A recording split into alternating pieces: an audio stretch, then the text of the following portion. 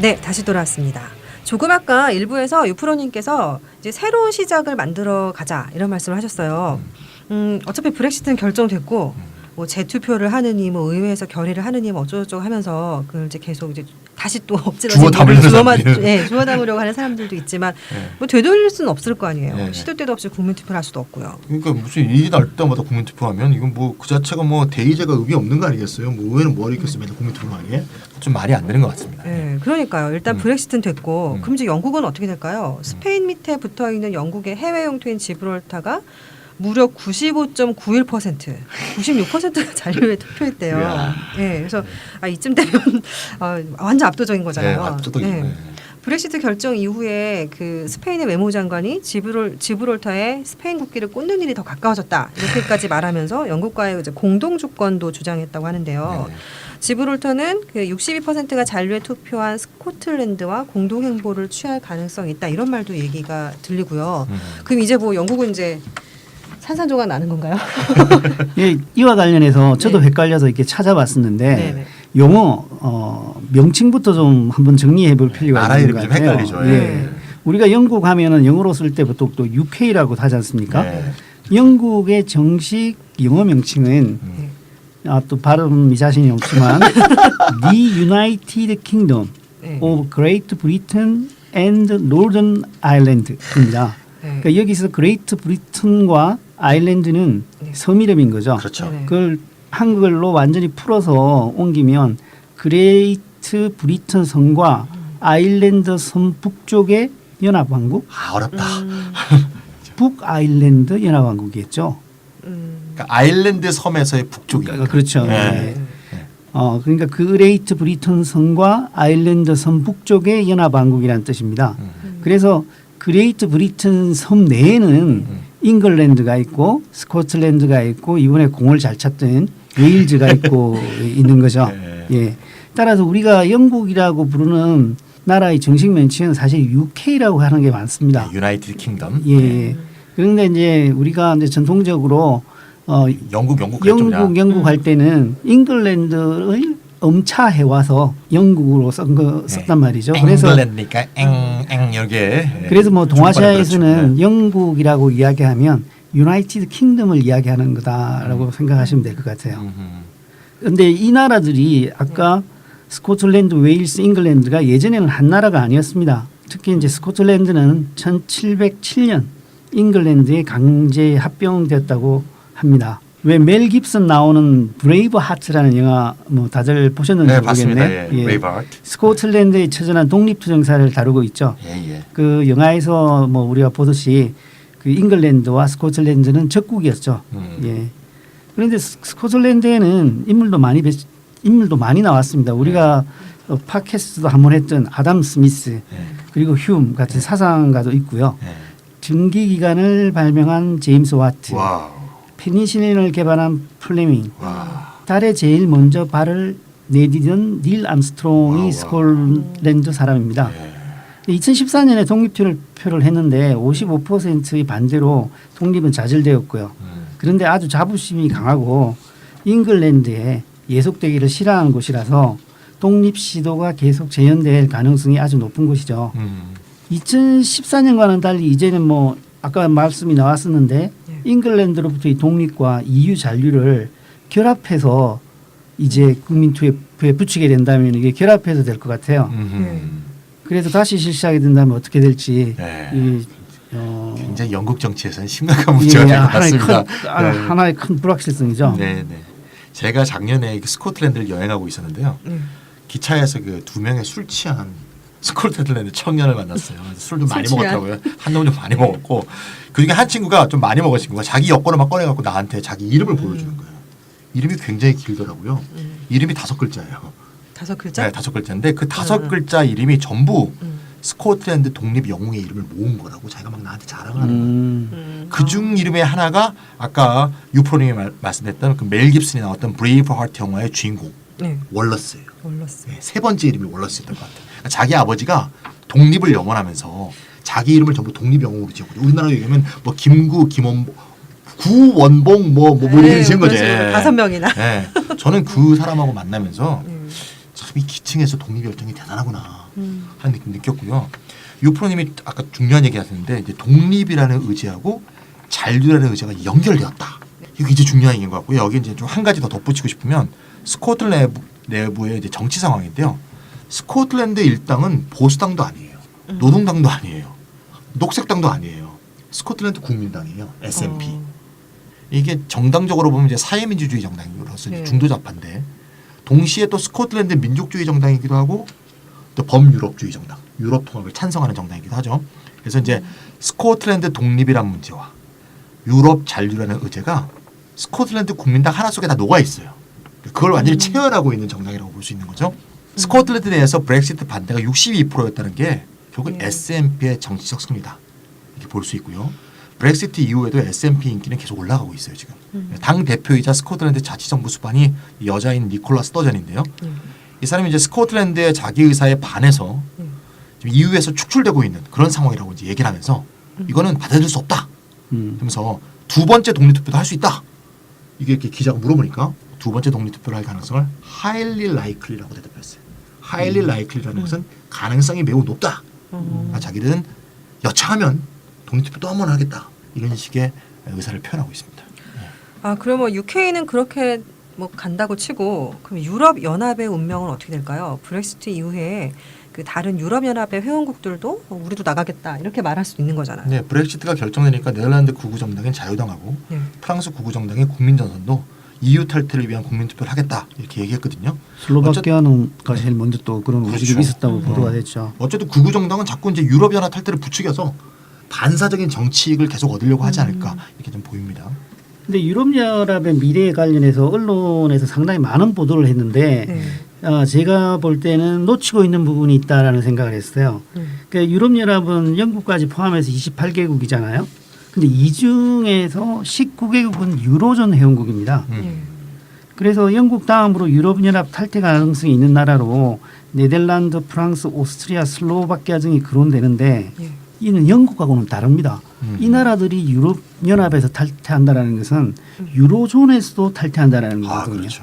그럼 유로존이라면 거대한 통화 동맹이 깨진다는 의미를 갖는 거라는 거죠. 그렇기 때문에 유로존 10여국의 그 탈퇴 여부는 영국이 나가는 것과는 완전히 다른 또 다른 결정이다. 그리고 그 결정의 파급은 아주 클 것이기 때문에 가능성은 상대적으로 좀 낮을 수 있다고 생각이 들고요. 영국이 나갔기 때문에 네덜란드도 쉽게 나갈 수 있지 않을까. 이렇게 보기에는 네덜란드는 다른 경제적 여건에 있다라는 거죠.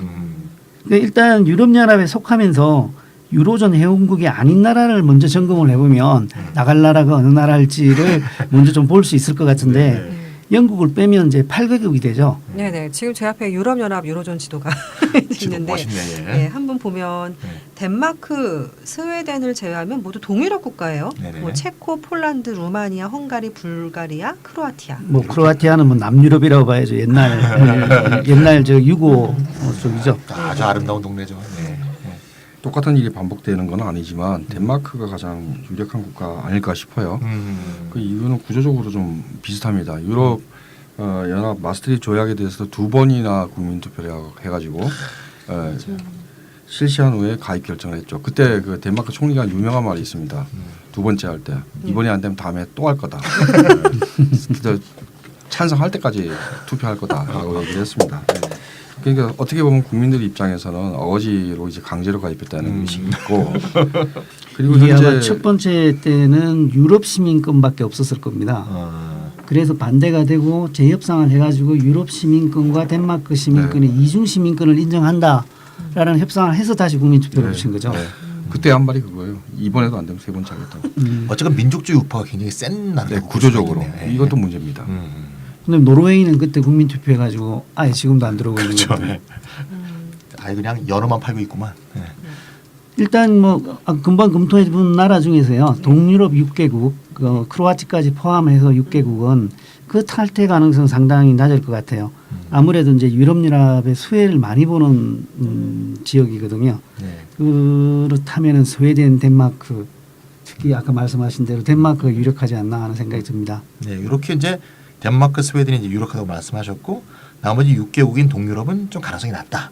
유럽연합의 수혜를 적게 받으니까 요 8개국을 제외하고는 아까 유프로님이 말씀했지만 전부 유로존 국가라서 요 이탈이 좀 쉽지 않을 것 같습니다. 화폐를 다 바꿔야 되는데. 네네. 예. 프랑스, 네덜란드 등에서는 아까 언급 있었듯이 현재 지지를 광범위하고 받고 있는 당이 극우 정당입니다. 예.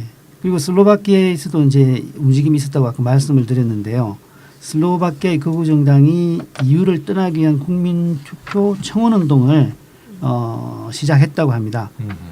이곳은 이제 체코슬로바키아에서 분리되어 온 이제 슬로바키아인데요. 네. 체코는 아직까지 유로존 국가가 아니지만 슬로바키아는 유로존 국가이거든요. 그래서 국민 투표를 한다고 해서 만일 뭐 결정이 된다 하더라도 유로존까지 탈퇴해야 되는 또 절차를 밟아야 되기 때문에 상당히 어려울 뿐만 아니라 이게 어렵지만 또 시행되게 되면 파급 효과도 상당히 클 것이라고 생각이 듭니다. 네. 그럼 우파나 극우파는 그렇다 치고 오늘따라 왠지 초라해 보이는 진보적 좌파는 그 유럽연합 문제에 있어서 어떤 입장을 견지하고 있을까 궁금한데요. 그 앞에서도 브렉시트는 찬성하지 않지만 EU 또한 지지하지 않는 영국 노동당 제레미 코빈 얘기도 했었잖아요. 뭐 유럽 의회를 가지고 얘기를 하면 좋을 것 같은데요. 유럽 의회에 3인당 계열이 있고요. 그 유로피안 레프트 유럽 좌파라는 교섭 단체가 있습니다. 그렇죠. 이게 독일 좌파당, 그다음에 프랑스 좌파연합, 그다음에 뭐 핀란드 좌파당, 뭐 그리스 시리자, 뭐 등등등등등등 뭐 좌파 이렇게 이런 이름을 달고 있는 당들이 연합체입니다. 문제는요, 이 사람들의 기본적인 입장은 유럽연합 개조론입니다. 기본적인 입장은 개조를 한다. 그리고 그 개조의 방법은 브뤼셀 권력을 타도한다. 유로의회가 재정권과 조세권을 갖도록 한다. 통합을 더 가속화하겠다. 이렇게 입장을 정하고 있어요. 그런데 여기에 물론 굉장히 좀 균열이 있습니다. 예를 들어 굉장히 거세게 그렉시스 문제까지 걸어놓고 협상을 하고 결국은 주저앉은 게 시리자잖아요. 시리자가 유로피안 레프트의 의장 국가였던 적도 있습니다. 치프라스가 의장이었죠. 시리자 같은 경우에 주저앉아서 이제 잔류를 한 건데 이건 유로존 문제라서 또 어려웠겠죠. 시리자를 탈당했던 세력들이 있었죠. 그 사람들이 3% 못 넘어가지고서는 그랬는데 그 중에 한 사람 가장 뛰어난 이론가가 이 라파자니스하고 라파피스타스하고 쿠벨라키스 이 둘 다 영국 교수들입니다. 쿠벨라키스가 최근에 글을 썼어요. 그대로 가면 전부 우파한테 당한다. 유럽의 질서 정연한 해체를 유로피안 레프트가 주장해야 된다.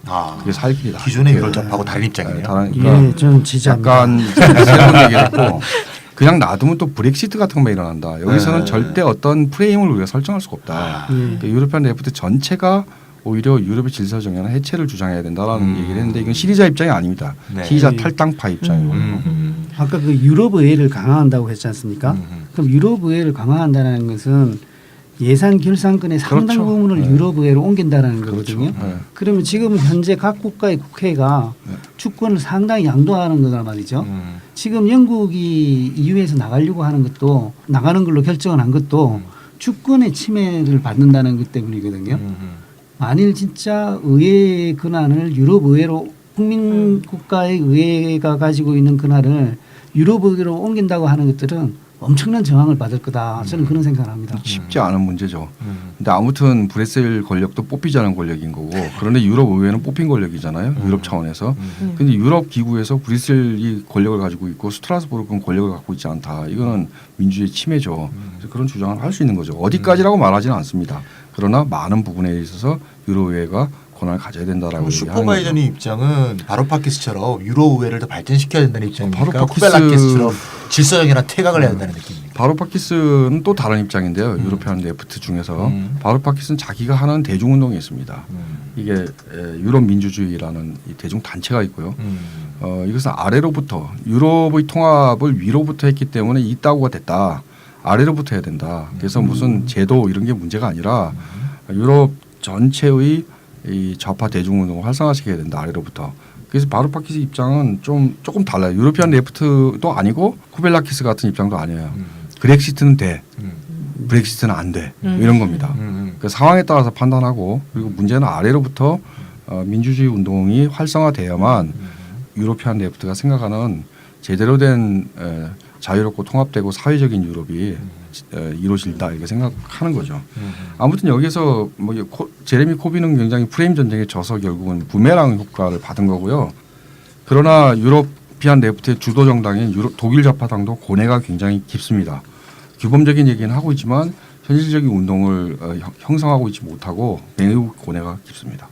그런데 말이죠. 그렇다면 이렇게 유럽 대륙의 통합의 원리가 왜 신자유주의가 돼버린 걸까요? 어떻게 보면 신자유주의적인 원리는 미국적이고 뭐 앵글로색슨적인 그런 그렇죠. 자본주의였잖아요.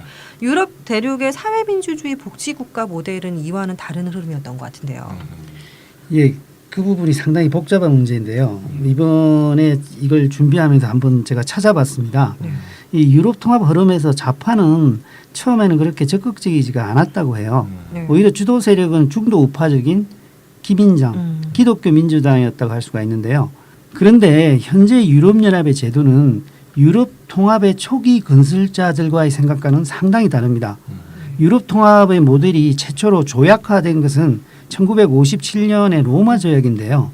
이 당시에는 세계적으로 특히 유럽에서 경제학에서 케인즈주의가 득세하던 시기였어요. 그리고 정책적으로도 케인즈주의가 득세해서 규제된 자본주의에 대한 사고가 지배적인 사고였고 이것이 로마 조약에도 잘 반영되어 있습니다.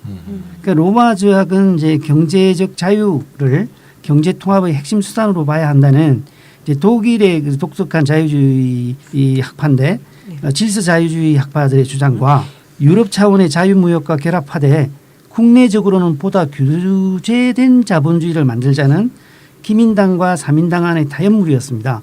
이때 기민당과 사민당의 이론가들이 사용했던 말이 밖으로는 아담 스미스, 안으로는 케인즈 이런 말을 썼다고 해요. 뭐 개인적으로는 이게 결합될 수 있느냐 하는 이건 좀더 밖으로는 자유무역, 안으로는 규제된 자본주의라는 거죠. 그런데 그 통합이 잘 진전되지 않고 있다가 1992년 독일 통일을 계기로 마스트리트 조약이 맺어진 그 1992년을 기점으로 통합이 가속화되는데 이때의 세계적인 분위기는 케인즈주의가 쇠퇴하고 신고전학파적인 신자유주의가 득세하는 상황이었습니다. 그리고 유럽식 동맥 경화 현상이라는 게 한때 유행했던 적이 있습니다. 사회민주주의 모델의 파산이다. 파산이다라고 했거든요. 이는 그 사조상의 변화가 있는 바람에 유럽 통합의 어떤 기조가 당시에 득세했던 경제학에 있어서의 지배적인 사조인 신자유주의적 사조로 바뀌게 된 거죠. 그 결정적인 것은 프랑스 사회주의자들이 신자유주의 원리를 수용한 건데요. 영국의 대처 그리고 독일 대기민당 이렇게 이제 정책이 약간 수렴이 됐었어요. 이때가 프랑스는 오히려 사회당의 미테랑이었는데 미테랑이 사회주의 신자유주의적 원리를 상당히 수용하면서 그 유럽 통합을 앞당기게 되는 거죠. 그래서 결국 신자유주의적 사조가 유럽 통합의 기본 원리가 되었고 유럽연합과 다른 경제권도 신자유주의적 사조하에서 관계를 맺어 나왔던 거죠. 그런 일이 일어난 게 90년대입니다. 그러니까 10년의 격차가 있는 건데 영미권이 신자유주의를 수용한 거 이건 80년대거든요. 그렇죠. 그런데 대륙 유럽 90년대입니다. 그리고 그 당시에 유럽 통합이 가속화됐고 90년대에 이미 이 사회민주주의자들이 신자유주의를 이제 받아들이는 과정에서 유럽 통합을 그들도 동참해서 이제 가속화하는 했고 그러니까 유럽 통합 자체가 신자유주의적인 디자인이었다 이렇게 말할 수가 있죠.